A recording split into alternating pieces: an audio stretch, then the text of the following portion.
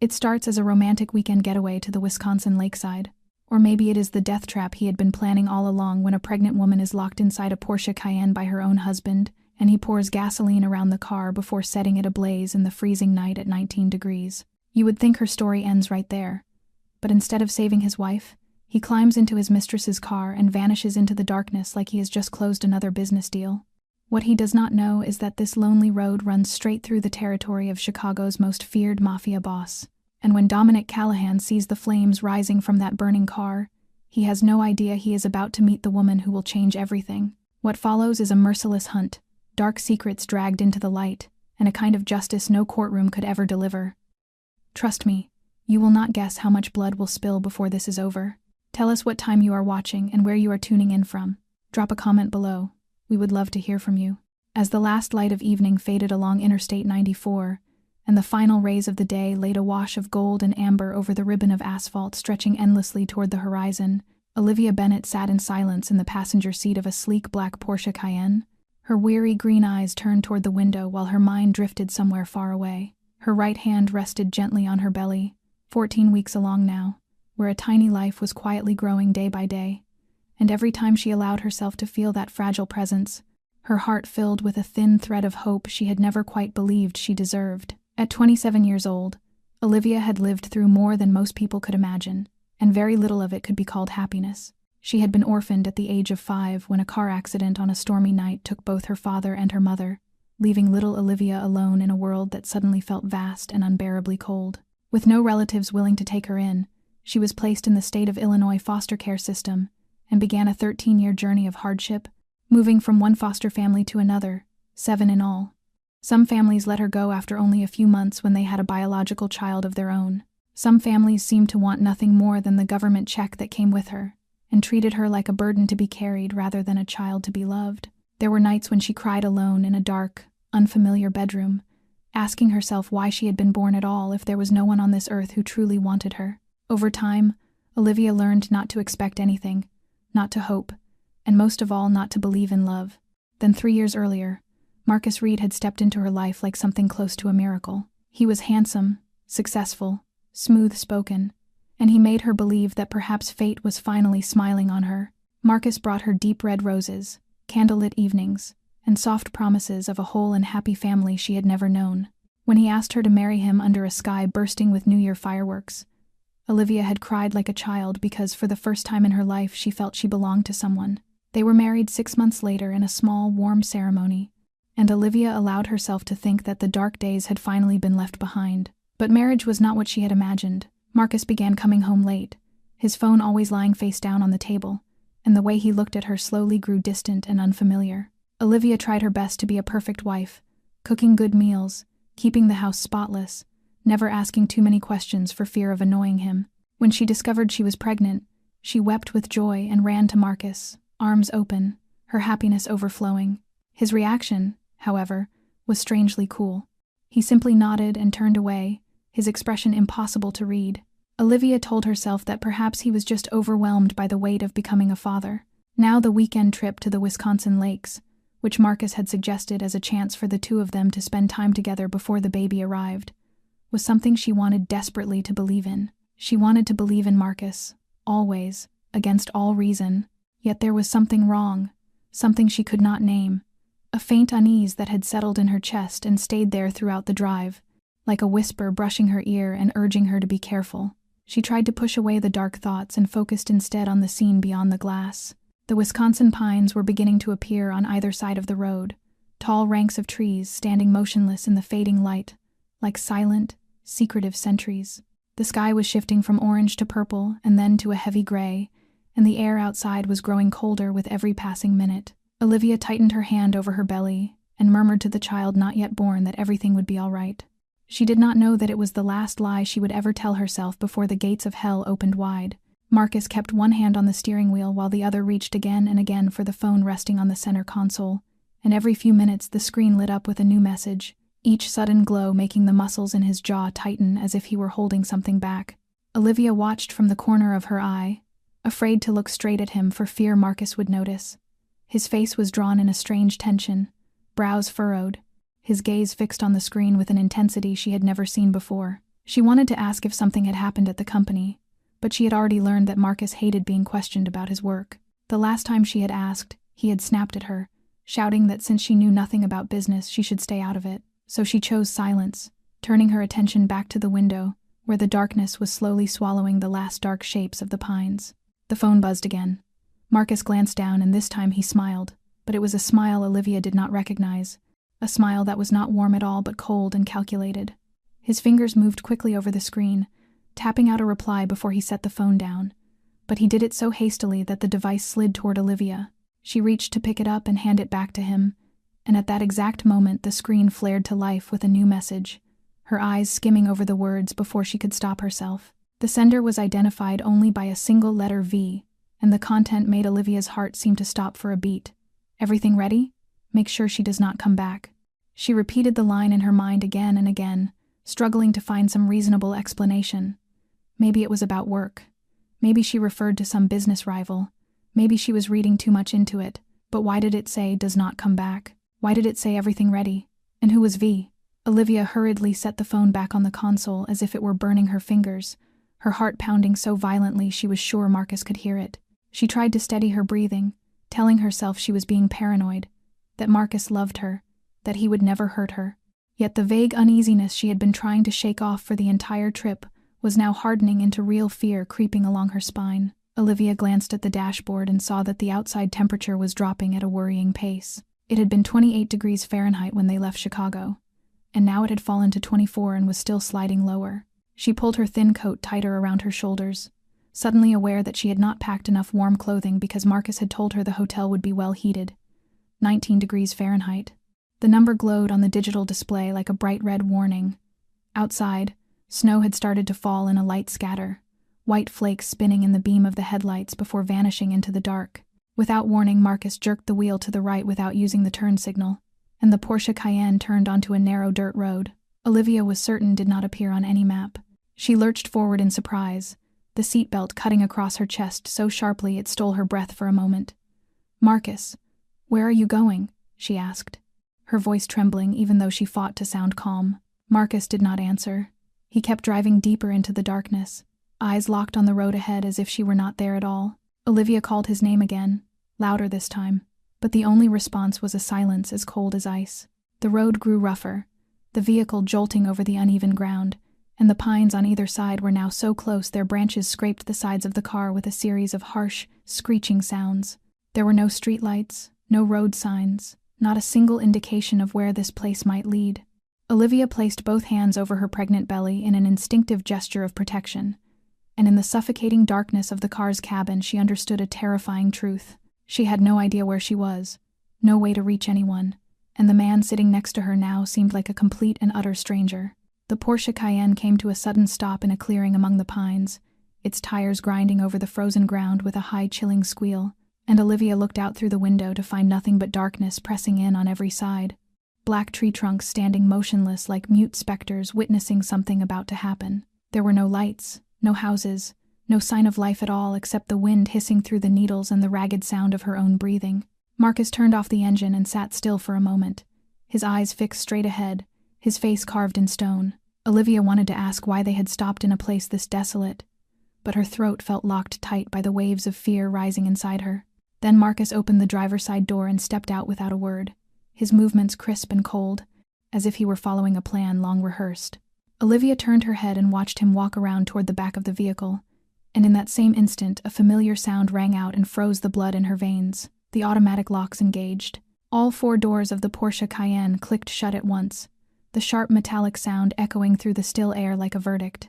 Olivia lunged for the handle beside her, but it would not budge. She tried the other door with the same result. She pressed the unlock button on the console, yet the system gave no response. Panic began to swallow her mind as she understood that she had been trapped inside the car like an animal caught in a snare. She pounded on the window, screaming Marcus's name with every bit of strength left in her lungs, but her voice bounced off the interior and was swallowed by the emptiness outside. Through the rear glass she saw Marcus open the trunk and take out something, and when he came back into view at the front of the car her heart seemed to stop. In his hand was a red gasoline can, a large one that could hold as much as 5 gallons of fuel. She did not understand. She refused to understand. She could not let her mind accept what was unfolding before her eyes.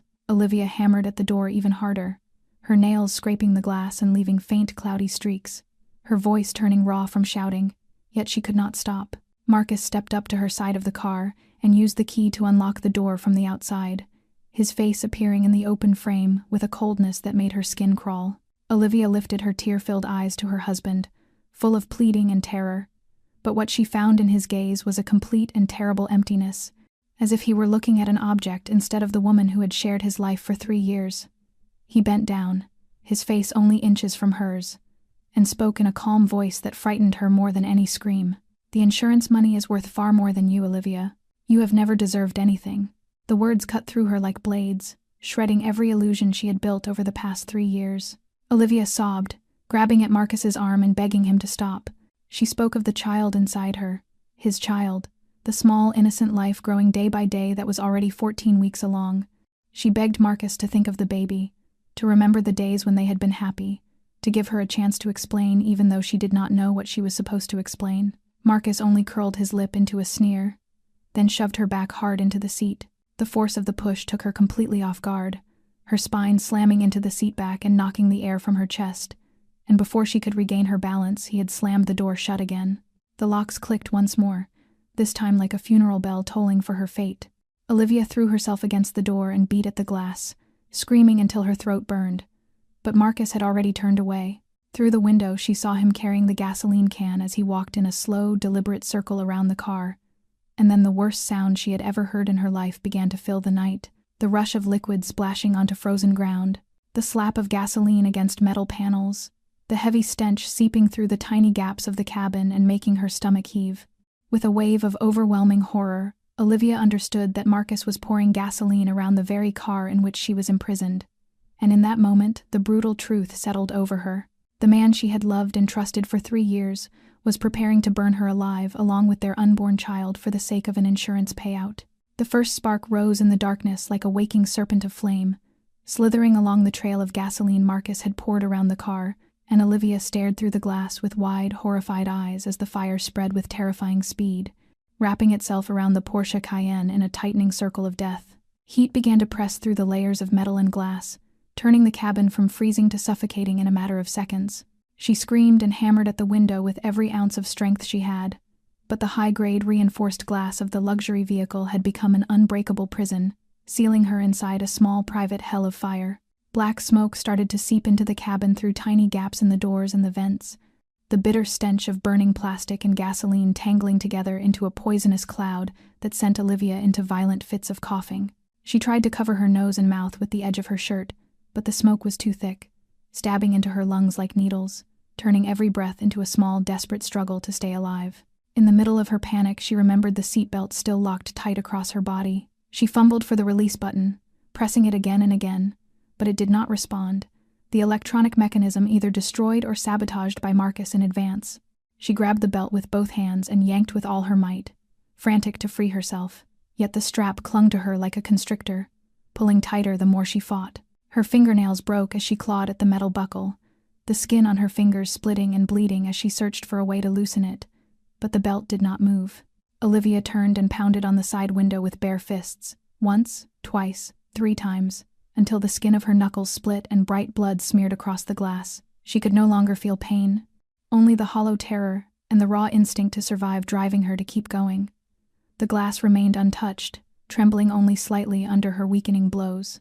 By then, the flames had reached the body of the car, blistering and peeling the paint, heating the metal until the interior door handles burned her palms whenever she touched them. Olivia coughed harder, her lungs feeling as if they were being scorched from the inside by the toxic smoke. Tears streamed down her face, cutting pale tracks through the soot that clung to her skin, mingling with sweat and blood into dark, uneven streaks. Through the swirling haze and the flicker of fire beyond the glass, she caught sight of something that shattered what was left of her heart. Marcus was standing about 50 meters away beside a sleek black Mercedes she had not even known was there, and in his arms was a slender blonde woman wrapped in an expensive fur coat, her head tipped back to receive his kiss. Vanessa, the name that had begun with the letter V in those secret messages. The woman who had helped Marcus plan her death. Olivia watched them kiss with a hunger that made it seem as if she had never existed. as if she were not burning alive only a short distance away, as if the small life in her womb were not an innocent human soul. Then Marcus and Vanessa pulled apart, climbed into the black Mercedes, and without a single glance toward the burning car, the engine roared to life. The rear lights flared for a heartbeat, and the vehicle disappeared into the darkness, leaving Olivia alone with the flames that were swallowing everything. She stopped pounding on the glass. She stopped screaming. Her strength was gone, and her lungs no longer had enough air to push sound out of her throat. Slowly she slid down in the seat, wrapping both arms around her pregnant belly as if that was the only thing left in the world worth protecting. She whispered to the child who would never be born, her voice rough and broken from smoke and tears. "I am sorry, my love. I am sorry I could not keep you safe. I am sorry I trusted the wrong man." The temperature inside the cabin had risen to a level no human body could endure, her skin burning as if pierced by 1,000 invisible needles. The black smoke had grown so thick she could no longer see anything except a dim gray fog and the dull red and orange shimmer of the flames outside the glass. Her head spun from lack of oxygen. Her vision narrowed and blurred. Her arms and legs turned heavy and numb. Olivia knew these were the last warning signs before consciousness slipped away for good. She closed her eyes, her hands still clutching her swollen belly, her lips still forming hoarse apologies to the little daughter she would never meet. And in the final instant before darkness folded over her mind, Olivia thought of her life, of the 5-year-old orphan who had once dreamed of a family, and of the 27-year-old woman dying in a burning car in the middle of a lonely forest because she had believed in love. Then everything dissolved into nothing. About 15 minutes farther south, along the same lonely Wisconsin forest road, a convoy of 3 black sport utility vehicles was cutting through the night at a steady pace, the armored Cadillac Escalades following one another like a giant serpent made of steel sliding through the darkness, headlights carving a pale path ahead over the dirt track, while the red glow of their taillights smeared faint ribbons of color behind them. Inside the middle vehicle, Dominic Callahan sat back against the black leather seat, his steel-gray eyes turned toward the window in a quiet, distant contemplation. At 36 years old, he had the appearance of a polished executive more than that of a Mafia kingpin, with short, neatly clipped black hair, a carefully trimmed shadow of beard along his jaw, and an expensive 3-piece black suit that fit his tall, powerful frame as if it had been sewn onto him. Yet beneath that refined exterior lived one of the most dangerous men in the American Middle West, the head of the Callahan underworld empire that had ruled Chicago and the surrounding territory for more than 3 decades. He had just finished a meeting near the Wisconsin border, the kind of meeting that left no minutes, no signatures, and no one willing to speak of it once they had walked out of the room. A few foolish men had tried in recent months to push into his territory, and tonight Dominic had sent a message so clear there would be no misunderstanding that such ambitions would not be tolerated. As he thought, he turned a silver ring engraved with the image of a lion on the little finger of his right hand, an unconscious habit whenever his mind was working. The ring had once belonged to his father, Giovanni Callahan, the man who had raised the empire from nothing and grown it into one of the most powerful organizations in the region. Dominic could remember with perfect clarity the night he had received it, 11 years earlier, when he was only 25 and had just graduated from Harvard with an honors degree in business. That same night, his father was shot to death in front of the family restaurant by a hired gun paid by a rival. Dominic had cradled his father's body in his arms, his immaculate white shirt soaked in blood, and sworn that he would discover who had ordered the killing. He had kept that oath. Within 6 months, the minds behind the ambush had all disappeared without a trace, and Dominic had formally ascended to his father's throne, ruling with a velvet-gloved iron will. Yet the greatest legacy Giovanni left behind was not the criminal empire or the network of power, but Sophia, Dominic's little sister. When their father died, she had been only 13, a girl with wide, dark eyes like their mother who had passed away when Sophia was 8. From that day forward, Dominic became father, mother, brother, and guardian all at once. He made certain she attended the best schools, lived as normal a life as possible, and never had to look upon the darker side of the family business. Now Sophia was 24, a psychology graduate working at a private clinic, yet she still lived in the Callahan mansion with her brother because Dominic could not bear the thought of her being on her own. In the brutal underworld, Dominic was known for 2 things. The first was a merciless, unflinching response to enemies and traitors. The second was an unbreakable code that he followed as strictly as any scripture, a set of rules whose hardest commandment was simple and absolute. Women and children were never to be touched. It was a principle his father had taught him, and Dominic had punished more than one of his own men for violating it.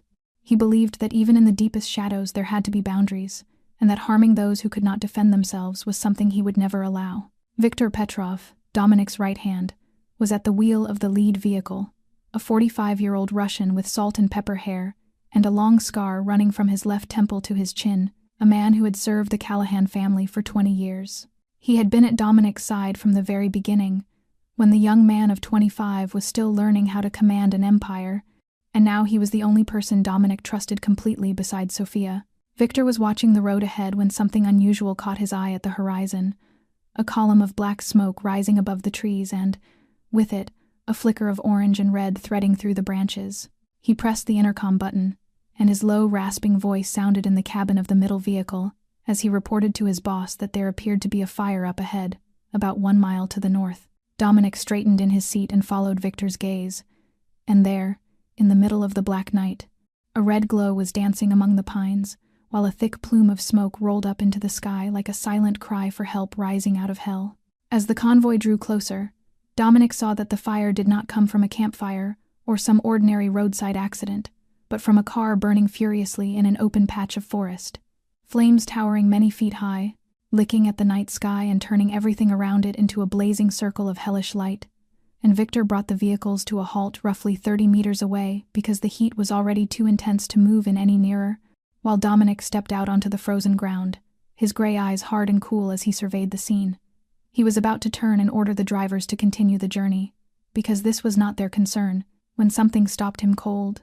For through the roiling black smoke and the mad dance of the flames, he saw the shadow of a person trapped inside the burning vehicle, a hand beating weakly against the window from within, each strike slower and softer than the last, as if the life inside that body were ebbing away, and his instincts reacted before his mind could catch up, sending him running toward the inferno without the slightest hesitation, ignoring Viktor shouting behind him to stop, his lieutenant racing after him in a desperate attempt to pull him back. But Dominik was too fast, shrugging out of his suit jacket and wrapping it around his right arm as he pushed closer to the car, the heat slamming into his face in waves that felt hot enough to peel the skin from his bones. And still he did not slow.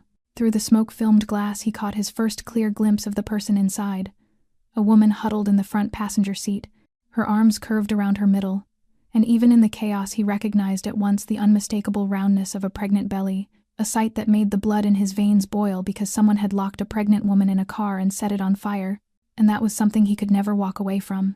Knowing that mere flesh and bone would never break the reinforced glass of a luxury Porsche, he instantly drew the heavy tactical knife from his belt. Gripping it like a hammer, he drove the steel pommel into the corner of the window with a savage roar. The glass shattered into a storm of glittering fragments, scorching heat and thick smoke rushing out in a sudden breath of hellish air that stung his lungs and eyes. Yet he held his ground and reached into the cabin, fumbling for the seatbelt release. Finding that the mechanism was jammed, he flicked the blade open and sliced cleanly through the belt with one sharp motion. The woman inside hung limp, her head lolling to one side, her face smeared with blood and blackened soot, and Dominik slid both arms beneath her and lifted her out of the burning shell of the car, shocked by how light she felt, how fragile, able to sense the faint, ragged rise and fall of her chest against his as he turned and ran, cradling her tightly while he sprinted away from the flames as fast as he could, boots pounding over the frozen earth, his lungs burning as he dragged in air tainted with smoke. And Viktor reached him just as Dominik had made it about 10 meters from the car. In that same instant, a deafening roar tore the night apart as the fuel tank of the Porsche Cayenne exploded, turning the vehicle into a massive ball of fire that hurled shards of metal and glass in every direction. The shockwave knocking Dominik and Viktor to the ground, Dominik twisting his body by sheer instinct to cover the unconscious woman with his own, fragments thudding into the trees around them, some burying themselves in the trunks only inches from their heads. And when the echo of the blast faded, and only the crackle of the fire and the hiss of the wind remained, Dominik slowly pushed himself up and looked down at the woman in his arms, taking her in properly for the first time.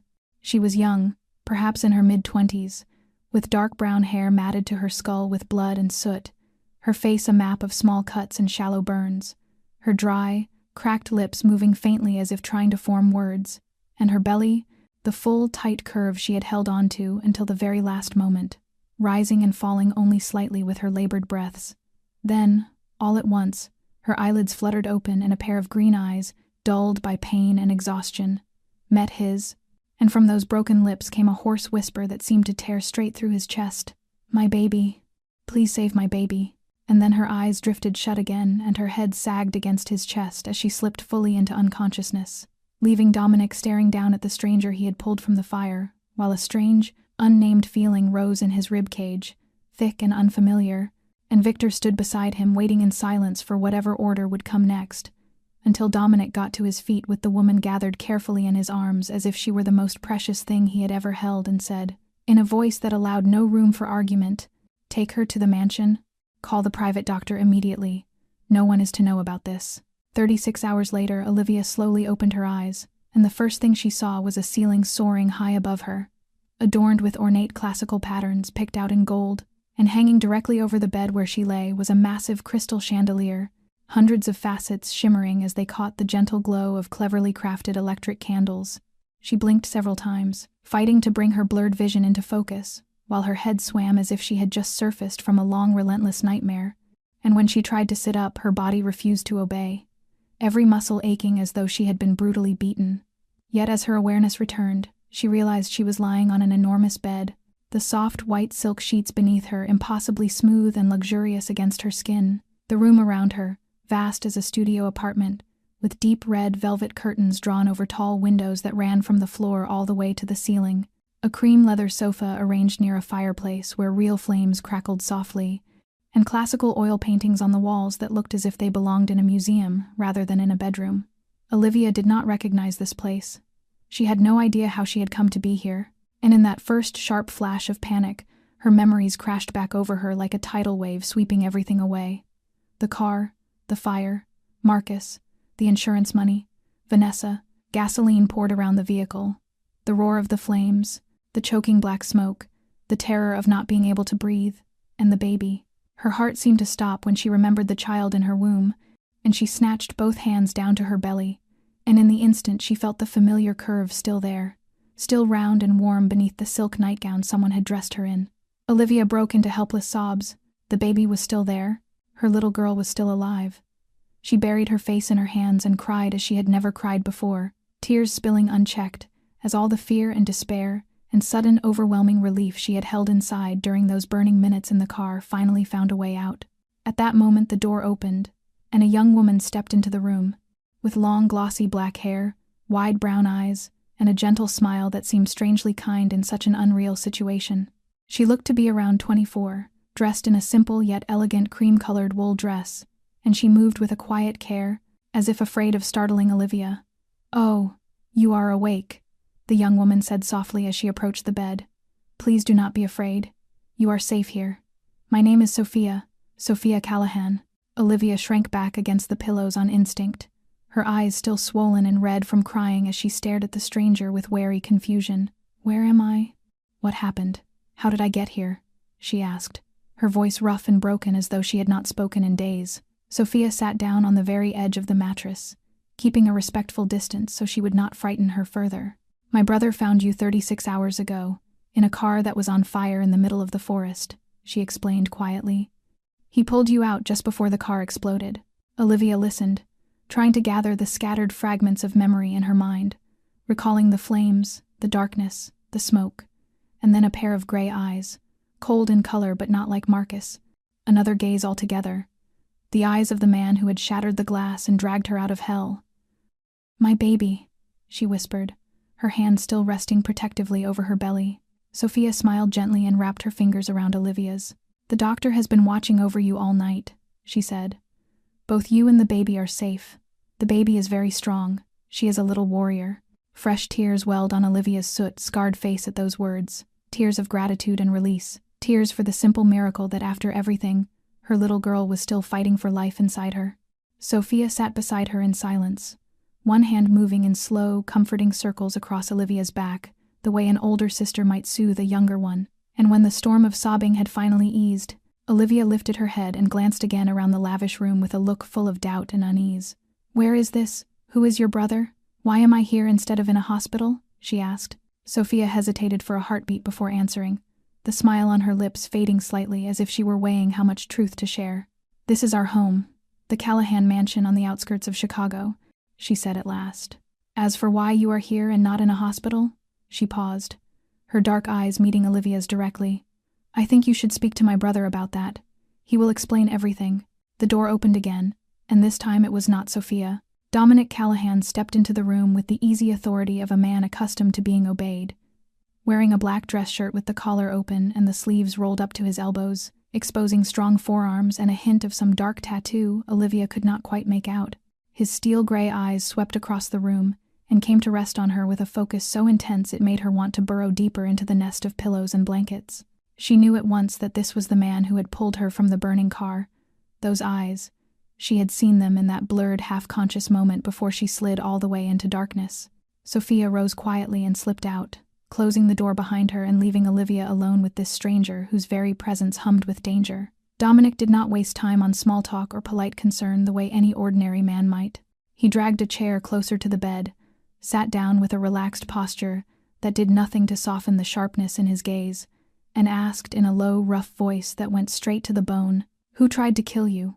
The blunt question startled her, cutting through the fragile calm of the room. She had not expected their first conversation to begin like this, with no greeting, no introduction, only a single hard demand that ripped away every layer of social nicety. She studied his face, searching for a crack that might reveal what kind of man he really was, but his expression was like carved stone, giving nothing away. "Before I answer," Olivia said, her voice still hoarse but steadier now, "I want to know who I am talking to. Who are you? Why did you save me? And why am I here instead of in a hospital?" Dominic tilted his head slightly, one corner of his mouth lifting as if her insistence on answers amused him. "You want the truth?" he asked. Olivia nodded, though she was not at all sure she was ready for whatever that truth might be. "My name is Dominic Callahan, the Callahan family. You might have heard the name if you have lived in Chicago long enough." She had heard it. Anyone who lived in Chicago had. The Callahan name haunted the city like a legend, an underground kingdom whispered about in fear in shadowed alleyways and spoken with a kind of wary respect in private rooms of exclusive clubs. Mafia. She was lying in the bed of a mafia boss.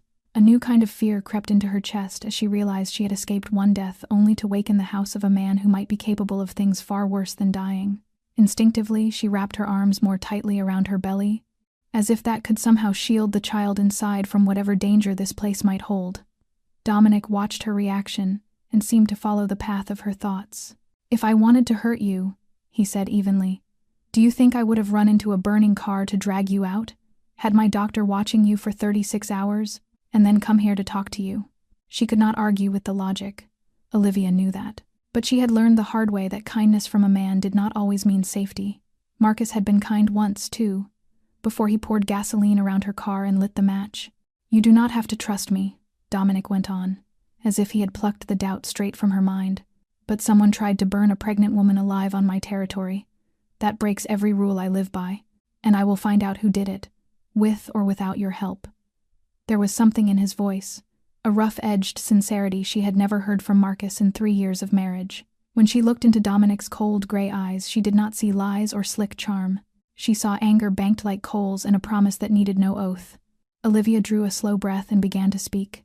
She told him about Marcus, about the 3 years of marriage she had believed were happy, about the trip to Wisconsin, the strange messages flashing across his phone, the deserted dirt road, the red gasoline can, and the rise of the flames. The last cruel words Marcus had spoken about, the insurance money being worth more than she was, and about Vanessa, the blonde woman who had kissed her husband before they drove away and left her to die in the fire. Dominic listened without interrupting, but Olivia could see the tightening of his jaw grow more pronounced with each detail she shared. When she finally fell silent, the room seemed to grow heavier, thick with the weight of what she had laid bare. Dominic rose and walked to the window, staring out with his shoulders held rigid. "Marcus Reed," he repeated, tasting the name as if he were cutting it into memory. "I will find him." It did not sound like a promise. It sounded like a sentence already passed. 1 week passed in the Callahan mansion, and Olivia could feel her body slowly knitting itself back together day by day, the light burns on her arms and hands beginning to heal under the meticulous care of the private doctor Dominic had hired to watch over her 24 hours a day, the sharp, raw ache in her lungs easing until she could draw a deep breath without feeling as though her chest were full of broken glass, the dry, hacking coughs brought on by the smoke growing less frequent and then disappearing altogether, while the baby inside her continued to grow strong, the doctor checking her with ultrasound every day, and always smiling as he reported that the tiny girl was developing exactly as she should, no trace of any complication despite the night of horror in the burning car. During that week, Sophia became Olivia's constant companion, visiting her every day with trays of food carefully prepared by the family's private chef, sitting beside the bed and talking with her for hours, so that Olivia would not feel so alone in this vast, unfamiliar mansion, her gentle, warm way of speaking making Olivia feel oddly at ease, as if they had known one another for years, instead of having met in such strange, violent circumstances. One afternoon, as they sat together by the window, looking out over the wide gardens buried under a blanket of white snow, Sophia began to talk about her own childhood without waiting for Olivia to ask, as though she sensed that Olivia needed to hear these things in order to understand where she was and who was sheltering her now. Sophia told her that their mother had died of cancer when Sophia was only 8, leaving a hollow space nothing could ever fill, and that their father, Giovanni Callahan, had done his best to be both father and mother in the years that followed, even while his work demanded most of his time and attention. Then, when Sophia was 13, tragedy struck again. Her father was assassinated right outside the family restaurant. She could still see that night, as if it were happening in front of her, the crack of gunfire, the shouts, the chaos. And Dominic, only 25 years old then, cradling their father's body in his arms, his immaculate white shirt soaked through with blood. From that moment on, Dominic had become everything to her, brother and father and sole protector in a world crowded with enemies who wanted the Callahan family erased. Olivia listened with her heart tightening, realizing that Sophia too had grown up with losses that cut as deep as her own. But what surprised her most was the way Sophia spoke about her brother. In Sophia's eyes, Dominic was not the cold, ruthless mafia boss the outside world whispered about. He was the man who had sat up all night beside her bed when she was burning with fever, the man who had driven 3 hours just to buy her the dress she wanted for her graduation ball, the man whose eyes had filled with tears when he watched her receive her degree, even though he had tried to hide them. Dominic had sacrificed his own youth to raise Sophia, turning down serious relationships because he feared he would not have enough time for her, building an empire in the shadows for one simple purpose, to make sure she could live the ordinary, peaceful life he believed she deserved. Through Sophia's stories, Olivia found herself looking at Dominic differently. She noticed that every night, no matter how busy he might be, he still stopped by her room to ask about her health, even if only for a few brief minutes. She saw the way he spoke to Sophia, how his voice softened completely, and his hard steel gray eyes warmed, and he became almost another man in his sister's presence. She began to understand that the cold, merciless armor he wore before the world was just that, a suit of protection he had forged to shield himself and the people he loved in a world where weakness could be fatal. And gradually, Olivia began to feel something she had believed had died forever on that night in the Wisconsin woods. Safety. For the first time in many years, not since she had been a little orphan passed from one foster home to another, Olivia felt she was in a place where no one could reach in and hurt her. This was the house of the devil, people said, yet in a strange upside-down way, it had become the safest place she had ever known. While Olivia was recovering in the luxurious bedroom of the Callahan mansion, Victor Petrov and the family's intelligence network were quietly conducting a large-scale investigation into Marcus Reed and everything connected to him. And Victor, a man of meticulous detail who never left a single clue unexamined no matter how small, drew on the vast web of information he had built over 20 years of service to the Callahan family, a web capable of unearthing any secret that thought it was safely buried. In only 1 week, Victor had pieced together the entire dark picture behind the attempt on Olivia's life, and what he uncovered was even more disgusting than anything Dominic had imagined. Marcus Reed was not the successful businessman he pretended to be. His financial consulting firm was nothing more than an empty shell, its real revenue almost non-existent, and most of the money he used to maintain his extravagant lifestyle came from borrowing, again and again, from multiple sources. But the thing that truly brought everything crashing down was Marcus's addiction to gambling. About 2 years earlier, he had slipped into the underground casinos and quickly turned into a ravenous gambler who could no longer control himself. According to the information Victor gathered, Marcus now owed a total of $2 million in gambling debts, most of it to a notoriously ruthless loan shark organization operating in the American Midwest. A debt long past due, with creditors who were growing impatient and had begun to threaten to make Marcus disappear for good if he did not pay within their deadline. That was when Marcus came up with the idea of killing his wife to collect the insurance. Victor discovered that 3 months before the car fire, Marcus had quietly taken out a life insurance policy on Olivia, worth $3 million, and of course he had named himself as the sole beneficiary. He had planned every step with careful precision, choosing to strike when Olivia was pregnant because he knew she would be less able to fight back, choosing a desolate location so there would be no witnesses, and preparing the gasoline can in advance so that all evidence could be consumed by flames. But the story did not end there. Vanessa Cole, the blonde woman who had kissed Marcus before abandoning Olivia to burn, was not just his lover. She was the daughter of Raymond Cole, the owner of a small-scale underground casino on the outskirts of Chicago, and the very man who had first introduced Marcus to the world of gambling 2 years ago. Vanessa and Marcus had been secretly involved for 18 months, beginning when Olivia had been married to him for only 1 year, and she not only knew about the plan to kill Olivia, but had actively helped to design and carry it out, even serving as the driver waiting in the getaway car to pick Marcus up after he set his wife's vehicle on fire. At present, according to Victor's sources, Marcus and Vanessa were hiding in a cheap motel in the suburbs of Detroit, about 4 hours' drive from Chicago, waiting for the storm to blow over, convinced that the police would rule the incident an accident or a suicide since Olivia had vanished without leaving a body behind. Marcus had already begun contacting the insurance company to start the claim process, playing the heartbroken, stunned widower with the flawless performance of a cold-blooded predator. When Dominic received Victor's full report, he decided to go to Olivia and tell her everything. She was sitting by the window reading a book Sophia had brought her, a faint, healthy color back in her cheeks after a week of rest and careful care, and Dominic took a seat facing her and recounted every detail Victor had uncovered, holding nothing back and softening nothing. Olivia listened in silence, her face growing paler with each new revelation. She had known Marcus did not love her, but hearing the confirmation that he had planned her death with such systematic, meticulous cruelty was like having an invisible hand close around her heart and squeeze. $3 million. That was the value of her life and the life of the child inside her in the eyes of the man she had once called her husband. When Dominic finished, the room sank into a heavy quiet. Then he looked straight into Olivia's eyes and asked, his deep voice calm but threaded with something darker beneath, "I know where he is. I can bring him to the law, or I can deal with him my way. What do you want?" Olivia looked at Dominic, then down at her own hands, still scarred from the frantic blows she had rained on the car window that night. She opened her mouth to answer, but no sound came. She did not know what she wanted. She did not know what was right. She only knew that the pain and the betrayal were still too new, too vivid, for her to make any clear decision. "I need time," she whispered at last. Dominic nodded, neither pressing nor demanding. He rose and walked toward the door, but before he stepped out he turned back and added one more sentence. "Whatever you choose, I will be here." That night Olivia could not sleep. She lay tossing and turning for hours on the soft silk bed, her mind spinning with everything Dominic had told her that afternoon.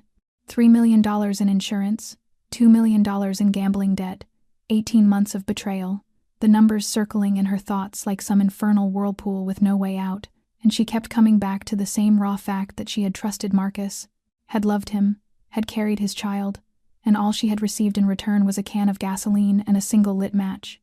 When the clock struck 2 in the morning and she knew there was no chance of even a few minutes of rest, she decided to go down to the kitchen in search of a warm glass of milk that might coax her nerves into quiet. The Callahan mansion at night was so silent it felt almost eerie.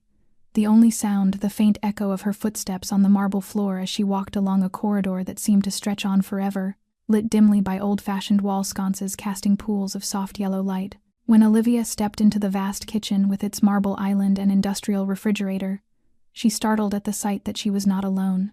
Dominic was sitting by himself at the small bar in the corner, a bottle of whiskey 1/3 empty in front of him and a glass of amber liquid in his hand.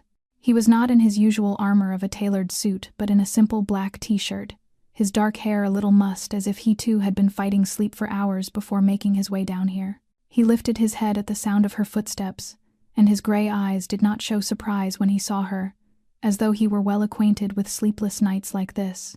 "Cannot sleep?" he asked, his low voice rougher than usual, whether from alcohol or from a weariness he rarely let show. Olivia nodded and moved to sit on a stool 2 seats away from him, keeping a careful distance yet close enough that they could speak without raising their voices. "Me either," he said, reaching for a clean glass, pouring a measure of water from the carafe on the counter and sliding it toward her. "You should not drink." Olivia accepted the glass and took a small sip, the cool water slipping down her throat and clearing her head just enough to steady her. She watched Dominic turning his whiskey slowly in the glass, his gaze fixed on some distant point she could not see. For the first time since they met, they sat together in silence without the tension of interrogation or the weight of grim reports hanging over them. And it was Dominic, unexpectedly, who broke the quiet with words she never imagined hearing from him. "My father was a monster," he said in an even tone, as if he were commenting on the weather. "He killed people, tore families apart, did things that, if I told you, you would never look at me the way you are looking at me now." Olivia stayed silent, afraid to interrupt because she sensed that this was something he rarely shared with anyone. "But he taught me one thing," Dominic went on, his eyes still on the glass in his hand. "Protect what is yours, at any cost, even if you have to become a monster to do it." He raised his head then and met her gaze. "I have lived by that rule for 11 years. It keeps Sophia safe. It keeps my father's empire from falling apart. And it has made me into the man you see sitting here." Olivia felt the weight in every word, the loneliness and burden he had carried on his shoulders for more than a decade. She did not know what drove her to ask the next question, whether it was curiosity or the sudden aching need to know where she herself stood in this man's world. "So am I someone who belongs to you to protect?" she asked softly. The question seemed to hang in the stillness of the late hour. Dominic looked at her for a long moment, his gray eyes searching her face as if he could read each thought as it flickered across her mind. The moment stretched until she could feel her own heartbeat quickening without understanding why. "Anyone under my roof is under my protection," he said at last, his voice dropping to something close to a whisper. It was not the answer she had hoped for, but it was not a rejection either. It lay somewhere in between, elusive and layered with meanings she could not yet untangle. The kitchen fell into a heavy silence as neither of them spoke again, and Olivia became aware that something was shifting quietly between them, some fine, invisible thread beginning to weave itself into place, and she did not know whether she should be afraid of it or reach out and hold on. 2 days after their late-night conversation in the kitchen, Olivia was sitting in the living room with Sophia watching a romantic comedy when the program was suddenly cut off by a breaking news bulletin, the screen shifting to a female reporter standing in front of a Chicago police station, her expression grave, and the words scrolling along the bottom made Olivia freeze in place. "Olivia Reed, 27 years old, has been officially declared missing and is presumed dead after her car was found completely burned out in a Wisconsin forest." She could not tear her eyes from the television as the image changed to a man standing before a cluster of microphones, his face twisted in grief, tears streaming down his cheeks. Marcus, her husband, the man who had poured gasoline around her car and set it alight. He was crying on camera as if his heart were shattering into a million pieces. "My wife is the most wonderful woman I have ever known," Marcus said in a choked voice, his tone trembling with such perfect precision that anyone watching would have believed he was a man drowning in sorrow. "She is carrying our first child. I do not understand why this happened. Why God would take her from me." He paused to dab at his eyes with a white handkerchief, the movement measured so that every camera could catch it clearly. "I only want to find my wife's body so she can be laid to rest properly. Please help me. If anyone has any information at all, please contact the police."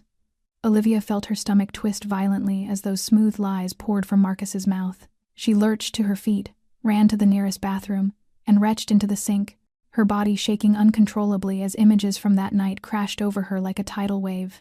The flames, the choking black smoke, Marcus's laughter as he kissed Vanessa, and now he stood before the entire country mourning the wife he had tried to burn alive. Sophia followed and gently gathered Olivia's hair back while she kept vomiting, her hand moving in soft circles over Olivia's back, murmuring words of comfort, even though she knew there were no words that could truly soothe the pain tearing Olivia apart. When at last Olivia stopped and straightened up, her face chalk white, she looked into the mirror and saw the reflection of a woman she scarcely recognized, eyes bloodshot, cheeks hollowed, and in those eyes a fire she had never known she possessed. Sophia helped her back to the living room and eased her onto the sofa, and it was then that Olivia noticed Dominic standing in the doorway, though she had no idea how long he had been there, only that he had clearly seen everything. His gray eyes had darkened like a sky before a storm, his jaw clenched hard, his whole body radiating a simmering fury she could feel even from several feet away. He stepped into the room and signaled for Sophia to leave. The young woman gave Olivia one last worried look before slipping out and closing the door behind her. Dominic sat down beside Olivia, closer than he had ever been to her before, and looked straight into her eyes. "He has come back to Chicago," Dominic said, his voice cold as ice. "He thinks it is over and is getting ready to collect the insurance money. Victor has someone watching him around the clock. Olivia listened in silence, her heart beating faster with every word. "I can hand him to the police," Dominic went on. "With all the evidence Victor has gathered, he will spend the rest of his life in prison.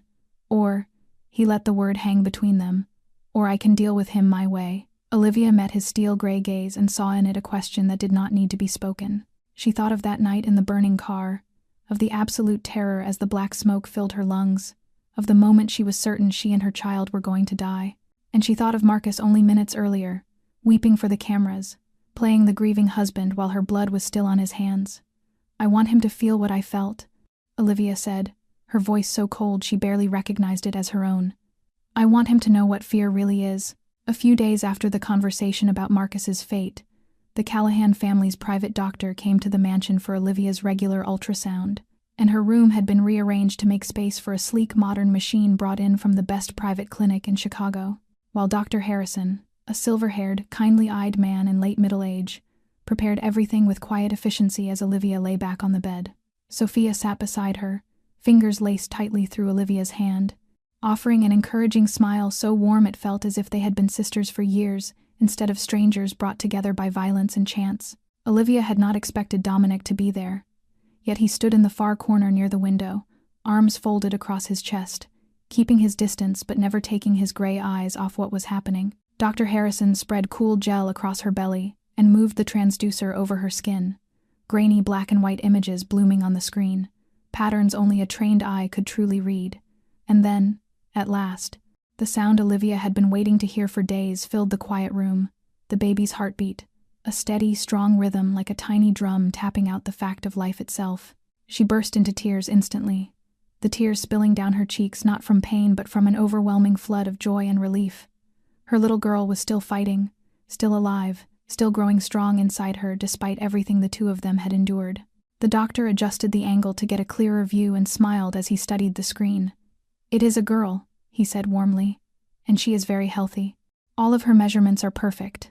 Sophia let out a delighted little cry and wrapped her arms around Olivia, her own eyes shining with tears of happiness, as if the baby were her own blood. What surprised Olivia most, though, was Dominic's reaction. He stepped away from his corner and came closer to the bed, and in those steel-gray eyes, usually so cold, she saw something soften into a tenderness she had never witnessed in him before. He looked at the ultrasound image, at the shadowy outline of the baby flickering on the monitor, and for the first time since she had met him, Dominic smiled, not a crooked or mocking twist of the lips, but a real smile, warm and genuine. "She is very strong," he said, his voice dropping to a near whisper. Like her mother, Olivia gazed up at him through her tears and felt something stir in her chest, a quiet, bewildering tremor she could not yet name. That night, long after the mansion had settled into sleep, Olivia was dragged awake by the same nightmares that haunted her every time she closed her eyes. She was back in the burning car, smoke flooding her lungs, fire licking along the ceiling, Marcus's laughter echoing from somewhere outside, and she screamed and thrashed in her sleep, fighting against the phantom heat that seemed to swallow her whole. The bedroom door flew open and Dominic rushed in, his dark hair tousled and the buttons of his sleep shirt undone as if he had come the instant he heard her cry out. He dropped into the chair beside the bed and caught her trembling hand in his, the warmth of his grip anchoring her, pulling her up out of the nightmare's grip. Olivia's eyes flew open, her breath coming in harsh, ragged gasps, her skin slick with cold sweat, and she saw Dominic sitting there, his gray eyes etched with concern, his hand still wrapped firmly around hers. "You are safe," he said, his deep voice steady and certain, like a promise. "He cannot touch you here." Olivia did not answer. She only tightened her hold on his hand and let the tears slip silently onto the pillow as her heartbeat slowly calmed. And there, in the darkness of the opulent room, with the hand of a Mafia kingpin wrapped around her own, Olivia felt, for the first time in her life, that someone truly wanted to protect her. 3 weeks after the fateful night in the Wisconsin forest, Marcus Reed and Vanessa Cole finally returned to Chicago with the easy confidence of people who believed they had committed the perfect crime, having spent the time hiding in a cheap motel on the outskirts of Detroit, watching the news and waiting patiently for everything to quiet down. And when the police officially declared that Olivia was missing and presumed dead after her car was found burned to nothing with no body recovered, Marcus decided it was time to come home and reap the harvest of the cruel plan he had so carefully constructed. The luxurious penthouse in downtown Chicago welcomed him back as if nothing had happened, He put on his expensive suits again, slipped his familiar Rolex onto his wrist, and wrapped himself in the role of a grieving husband drowning in sorrow, while Vanessa stayed close but kept a respectful distance in public, playing the part of a sympathetic friend offering comfort in a dark time rather than the lover who had helped him plot his wife's death.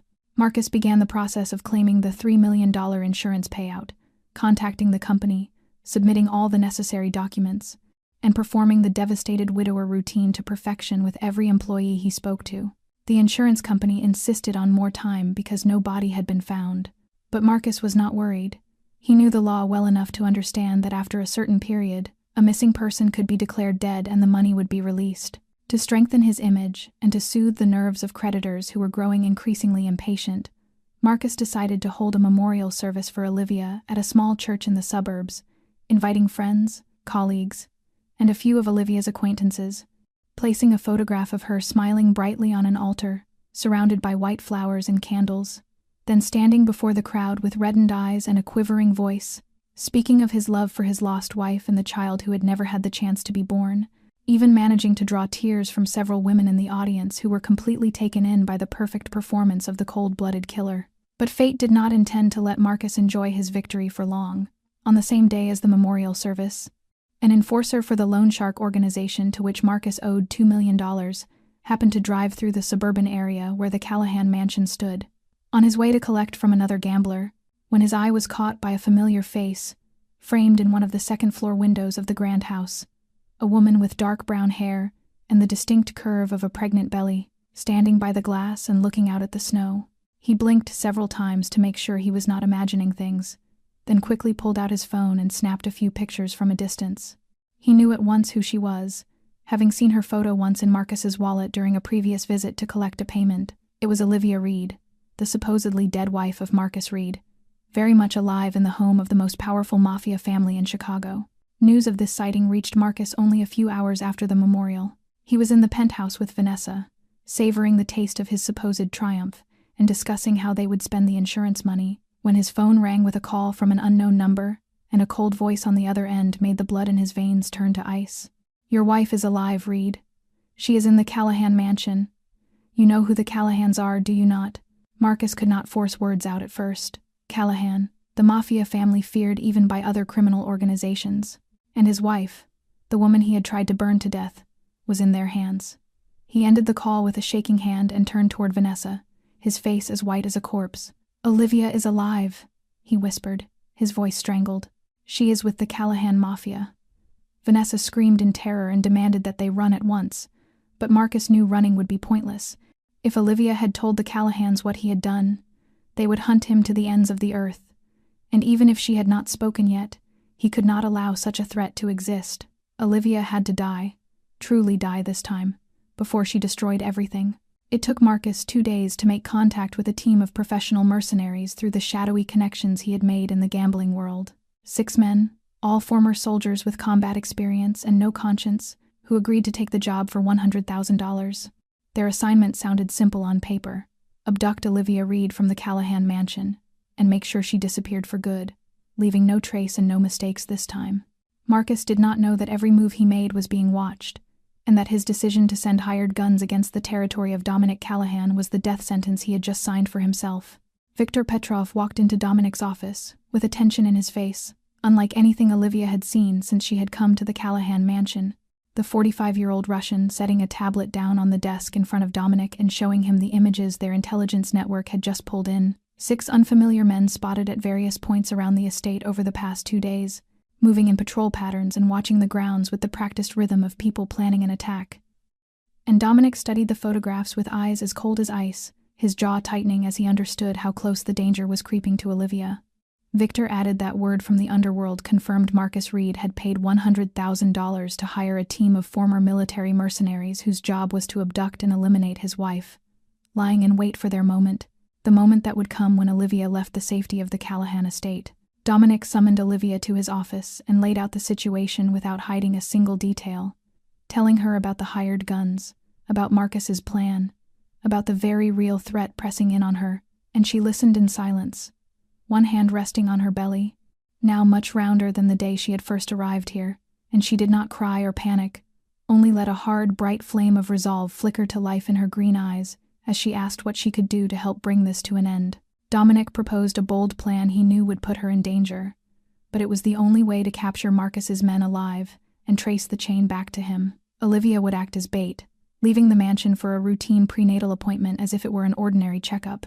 Victor's team would lie in wait along the route and watch for the gunmen to move. When they attacked, Dominic's people would strike back and take at least some of them alive for questioning. Olivia agreed without hesitation. She was exhausted from waiting and being afraid, ready to face the danger rather than run from it forever. And more than that, she trusted Dominic and his men to protect her, a trust that had quietly taken root and grown stronger with every day she had spent beneath this roof. Sophia protested fiercely when she learned of the plan, the young woman unwilling to see Olivia and the baby risked for even a second, but Dominic soothed his sister by promising that he himself would ensure Olivia's safety at any cost. The next morning, Olivia left the Callahan mansion in a black armored sport utility vehicle with 2 bodyguards in the front seats, wearing a cream maternity dress and a warm fur coat, looking for all the world like any wealthy expectant mother on her way to a prenatal appointment rather than the bait in a hunter's trap. Her heart beating faster than usual, though her face stayed composed, the mask of calm she had learned to wear after all she had endured. The trip to the clinic passed without trouble.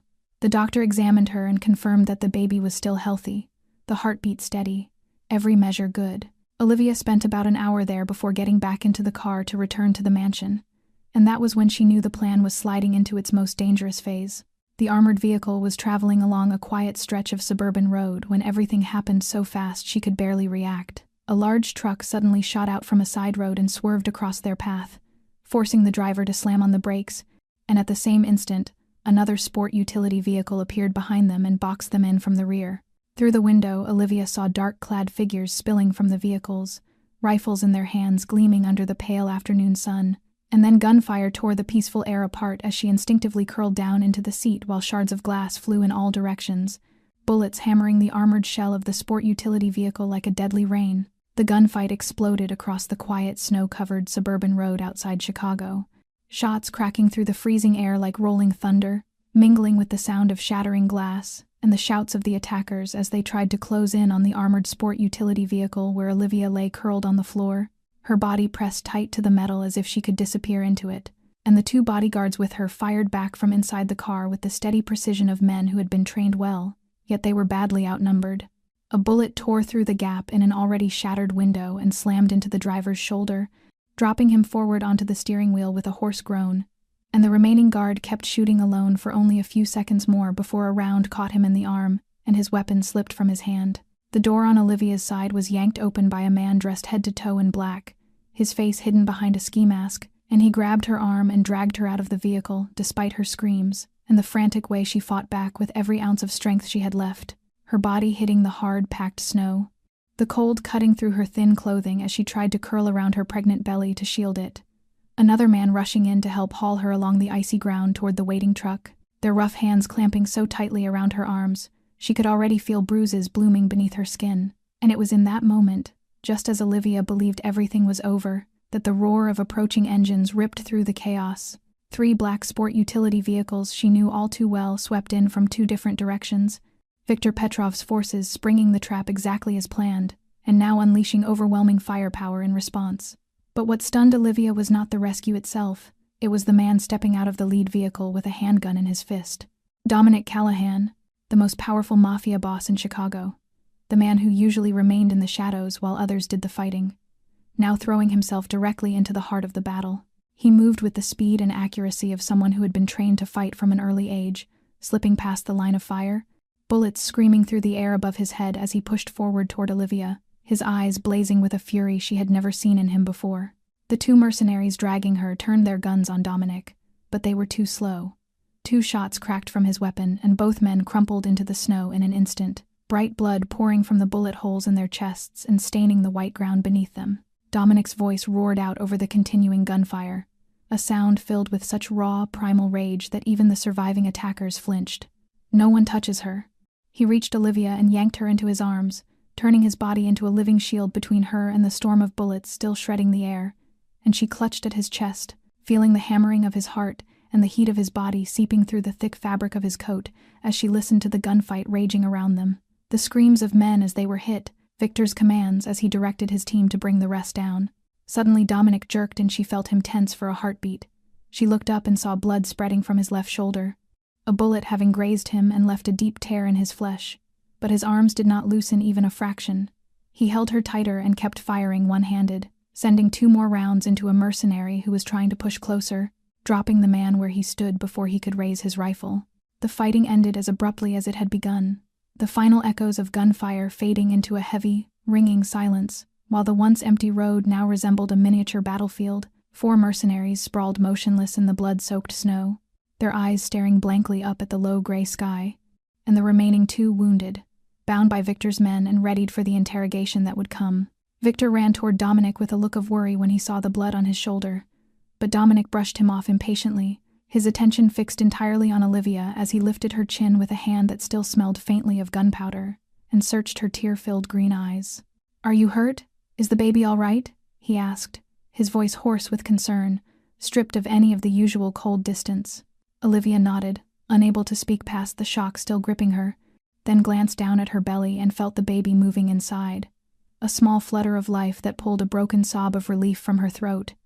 And Dominic pulled her closer, pressing his lips to her hair and murmuring reassurances, while around them, the snow slowly drank in the spreading pools of red, a stark, tragic painting of the price of betrayal and the fierce, unforgiving fury of love.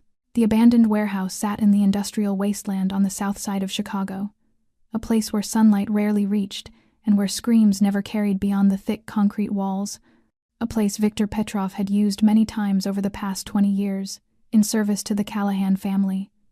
The old dark stains on the cement floor, a silent testament to the secrets that had been torn loose there. The 2 surviving mercenaries from the ambush were tied to metal chairs in the middle of the open space, their faces swollen and bruised after hours of questioning under Victor's personal attention, and the scarred Russian, never in a hurry, knew how to break a man's will with nothing more than time, patience, and the proper tools laid out in the black leather bag resting on the nearby table.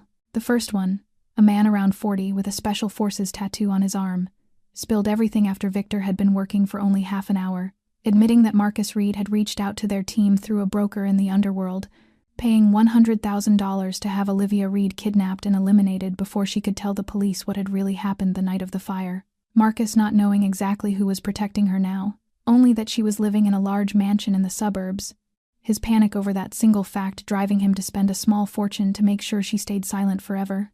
The second man, younger and clearly less able to endure, gave up Marcus's current hiding place after Victor needed only a few carefully chosen threats about what would come next, telling him that Marcus and Vanessa were holed up in a safe house on the west side of Chicago, a property belonging to Vanessa's father that had stood empty for years, waiting there for word that Olivia had finally been erased, unaware that their plan had failed miserably and that hell itself was now coming for them. Dominic arrived at the warehouse as soon as the doctor had cleaned and bandaged his wounded shoulder, stepping into the dim room with the air of a king entering his own judgment hall, his steel-gray gaze sweeping over the prisoners with open contempt, while Victor moved aside and delivered a brief report of everything they had learned, from Marcus's payment and the hiring of the mercenaries, to the exact address of his hiding place. And Dominic listened without a word, his face a blank mask while the atmosphere in the room grew heavy enough to make even hardened men struggle to breathe. When Victor finished, Dominic walked up to stand in front of the 2 bound men and looked down at them with an expression that made even veterans who had stared death in the face on battlefields shudder. "You were paid to kill a pregnant woman," he said, his voice low and steady, like a funeral bell tolling in the dark. Neither mercenary dared meet his eyes. They stared at the floor instead, shaking in their chairs like animals driven to the end of the cage. And the older one tried to beg, stammering that they had only followed orders, that they had not known what their employer truly wanted, pleading for mercy and promising to vanish forever if he spared their lives. But Dominic was not a man moved by empty pleas. In his world there were lines that could not be crossed, and the attempt to murder a woman carrying a child was one of the sins beyond forgiveness. He drew the handgun from the holster at his side and checked the magazine with deliberate slowness, making sure both men saw the gesture and understood that their fate was already sealed. "In my world," Dominic said, "there are rules even monsters obey." 2 shots cracked through the enclosed space, cold and decisive, the sound of a sentence carried out, and the mercenaries slumped forward in their chairs as blood pooled at their feet and spread to join the older stains in the concrete. Victor signaled his men to clean up while Dominic was already turning away, walking out of the warehouse without a backward glance. Justice, in the way of the Mafia, had been done, and there was one more man left to pay. When Dominic returned to the mansion, he found Olivia sitting on her bed, arms wrapped tight around her pregnant belly, her body still trembling faintly even though the ambush had ended many hours earlier. Sophia beside her offering comfort but rising at once when her brother stepped into the room. Dominic sat down next to Olivia and met the lingering fear in her green eyes.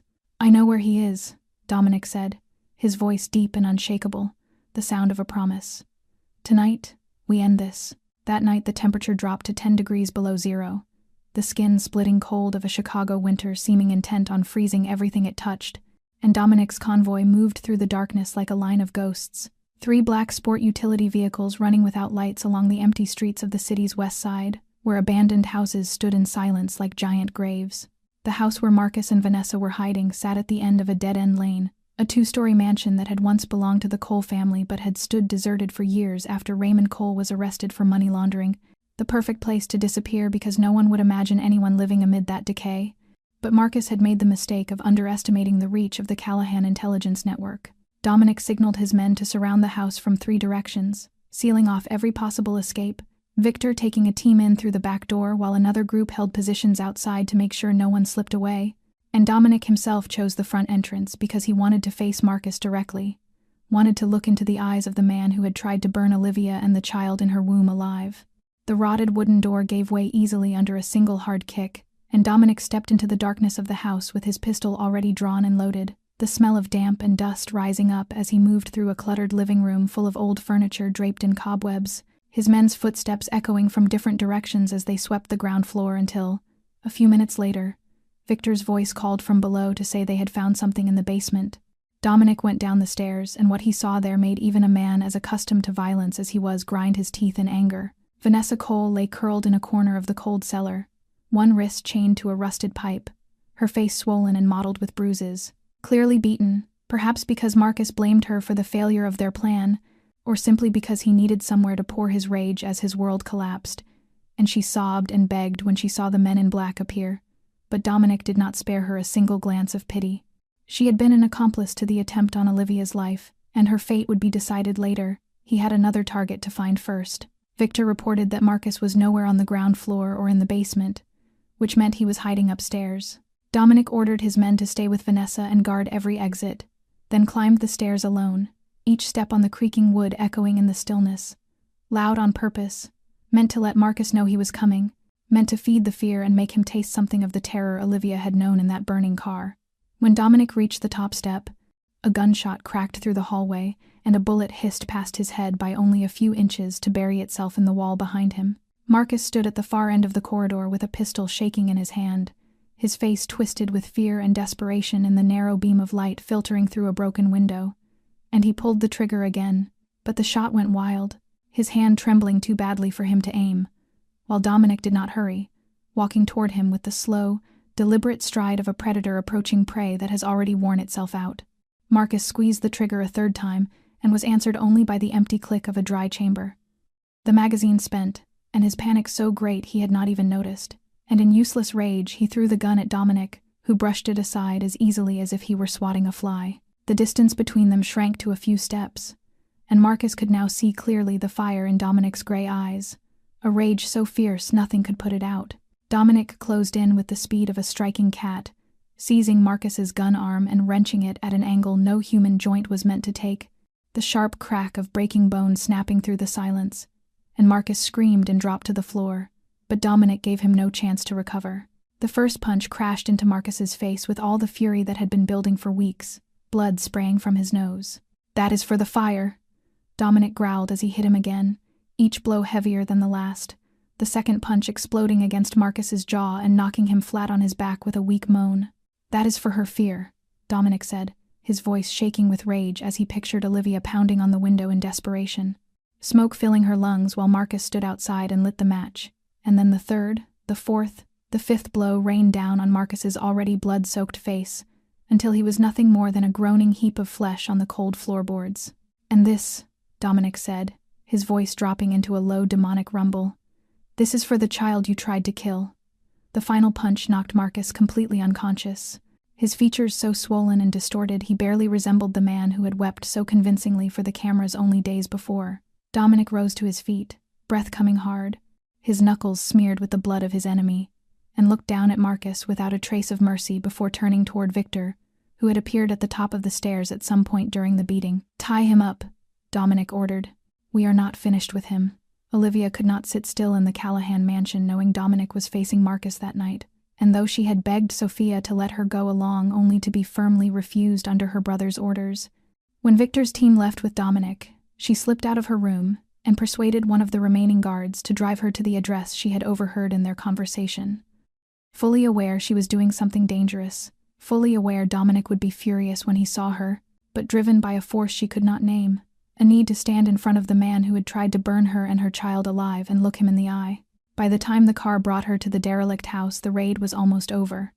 Victor's men were posted outside and they moved to block her, but Olivia met their eyes with such fierce resolve that not one of them dared stand in the way of a pregnant woman whose green gaze burned with that kind of determination. She stepped into the ruined house and climbed the stairs to the second floor, her footsteps echoing on the rotten wooden steps, while her heart pounded so hard she thought it might burst from her chest, and at the end of the hallway she saw them.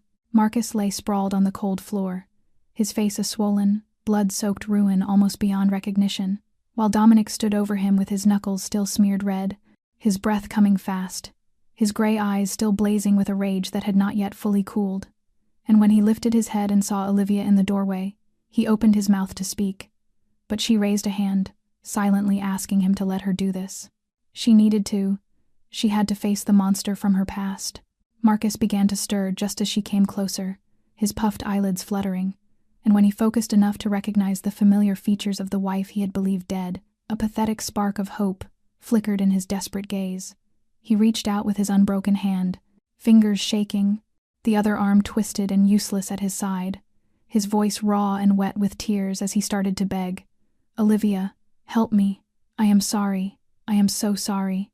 And once, not so long ago, those words might have melted her, might have made her believe in the remorse of the man she had loved, but that had been the Olivia from 3 weeks earlier, the woman naive enough to believe her husband would never harm her, that Olivia had died in the burning car, and the person who had walked out of the ashes was someone else, stronger and with no room left for forgiveness when it came to this traitor. She looked down at Marcus with a coldness that surprised even her, lifted her hand and held it out so he could see the pale, ridged scars still etched into her skin, permanent reminders of the night he had condemned her to the flames. "Sorry cannot erase the scars on my hands," Olivia said, her voice eerily calm. "Sorry cannot wipe away the memory of almost burning to death while you kissed your lover. Sorry cannot erase the terror my daughter felt before she was even born." Marcus sobbed, tears mingling with the blood running down his shattered face, the words of apology spilling on as he clung to them like a man grabbing for a rope above the abyss. But Olivia no longer heard any of it. She had closed the door of her heart to him forever.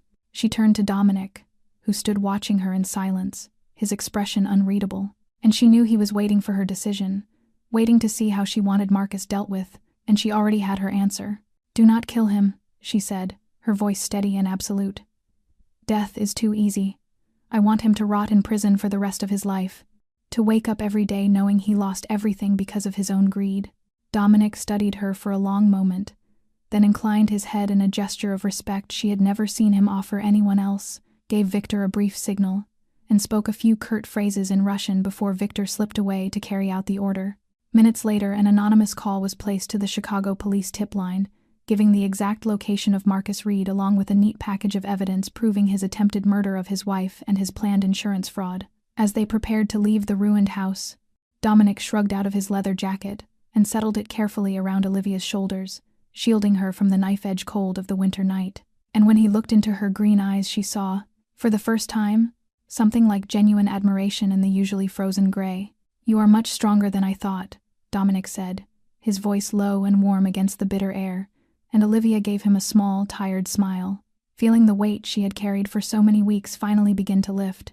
She slipped her hand into his and let him lead her out of the house, leaving Marcus behind in the darkness with the distant wail of approaching sirens rising through the night.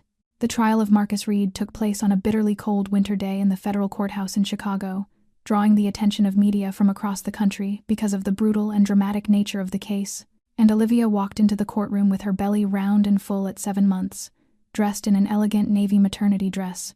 Moving beside the attorney Dominic had hired especially for her, while Sophia sat in the row behind reserved for family, her dark eyes never leaving Olivia, filled with worry and quiet encouragement. And though Dominic himself was not present in the courtroom for obvious reasons, Olivia knew he was watching every development from a distance, ready to intervene if anything went wrong. When her turn came to testify, she stepped up to the witness stand with her legs trembling slightly but her gaze steady, and she told everything from the beginning, from Vanessa's strange messages to the deserted dirt road in the Wisconsin woods, the red gasoline can, the moment the flames leapt up around the car, the black smoke filling her lungs, and the image of Marcus kissing his lover before leaving her to burn alive, her voice sometimes shaking when she reached the most painful details but no tears falling, because she had already cried enough and now all she wanted was justice. Marcus sat at the defense table, his face still swollen and bruised from that night, his arm in a cast and his eyes bloodshot from lack of sleep, and when Olivia reached the part where he told her that the insurance money was worth more than she was, he began to lose control, surging to his feet despite his attorney's frantic attempts to hold him back, and shouting across the courtroom, "She is lying about everything. She is sleeping with a Mafia boss. She betrayed me first. The baby in her belly is not even mine," until the judge pounded the gavel and ordered him to sit down. Yet he continued to howl his wild accusations until 2 court officers came to force him back into his seat, the jurors watching him with undisguised disgust, and Olivia knew he had just dug his own grave a little deeper with that outburst. After 3 days of testimony, with a mountain of evidence that could not be denied, including the insurance policy, the messages between Marcus and Vanessa, and the reports from forensic experts about the burned car, the jury needed only 2 hours to reach a verdict, finding Marcus Reed guilty of first-degree attempted murder and insurance fraud, sentencing him to life in prison without the possibility of parole. And when the judge read the sentence, Marcus collapsed over the table and sobbed like a child, all his arrogance and cruelty dissolving as he understood that he would never again see the light of freedom. Vanessa Cole was tried separately and received a sentence of 25 years for her role as an accomplice to attempted murder and for obstructing justice, and she wept and begged as she was led from the courtroom. But no one had any pity left for the woman who had laughed while another woman burned. 2 months after the trial, on a night when snow drifted softly outside the Callahan mansion, Olivia gave birth in the best private hospital in Chicago, to a healthy baby girl weighing about 3.2 kilograms, and Sophia was the first to hold the child after the nurses, the young woman sobbing with joy as she gazed at the tiny creature with green eyes like her mother and hair as black as midnight. Dominic stood beside Olivia's hospital bed, the most powerful man in Chicago, for once at a loss for words as he looked at the small baby sleeping peacefully in her mother's arms, and Olivia lifted her gaze to him, her eyes full of love and gratitude, then spoke the name she had chosen for her daughter, Hope. "Her name is Hope." Dominic repeated the name as if he were tasting each syllable, then bent down and pressed a gentle kiss to Olivia's forehead and to the baby's, and when he straightened, his usually icy gray eyes glowed with an unfamiliar warmth. "Hope Callahan," he said, his deep voice rich with meaning, and Olivia burst into tears at the sound. But they were tears of happiness, the kind she had once believed she would never shed again after everything she had endured. 1 week later, when Olivia and Hope were brought home to the Callahan mansion, Sophia had decorated the nursery with flowers and pink balloons, and the mansion that had once felt cold and haunted with secrets was suddenly filled with laughter and the warmth of a real family. Dominic hired a photographer to take their first portrait together, standing behind Olivia, as she sat in an armchair with Hope in her arms, Sophia at her side with the brightest smile she had ever worn, and the picture was framed and placed in a place of honor on the mantel in the main living room, right beside the old photograph of Sophia's mother and Dominic's father, a new family born out of the ashes of tragedy, out of the pain of betrayal, and out of the fire that had almost destroyed everything. On a quiet evening, Olivia stood before the fireplace, gazing at the new family portrait while Hope slept in her arms, and Dominic came up behind her, wrapping his arms around both mother and child, the warmth of his chest spreading through her back like a silent promise of protection that would never be withdrawn. And she thought about the road she had traveled, from a little orphan passed from one foster home to another, to a betrayed wife who had nearly died in a burning car, to a woman who had found love and family in the arms of the man the world called a devil. From the ashes, they had risen, and in the arms of the devil she had found her heaven. The story of Olivia and Dominic stands as a reminder that true love can appear in the most unlikely places, and that sometimes the ones the world calls monsters may carry kinder hearts than those who hide behind masks of respectability. Life is not always fair, but as long as we do not give up hope and do not let pain trap us forever in the role of victim, the light will find its way to us even in the deepest darkness. Remember that betrayal can knock us to the ground, but it is the way we stand back up that defines who we truly are. Thank you for staying with this story until the very end. If the story of Olivia and Dominic has touched your heart, please subscribe to our channel, tap the like button, and share this video with the people you love so we can continue bringing you moving and meaningful stories every day. How did this story feel to you? Have you ever witnessed or experienced betrayal in your own life? And do you believe that love can grow out of the hardest circumstances? We would be honored to hear what you feel deep inside, so please share your thoughts in the comments below. We wish every one of you watching this video good health, a life filled with joy and happiness each day, and a heart that remains peaceful and at ease. Goodbye for now, and we look forward to seeing you in the next video.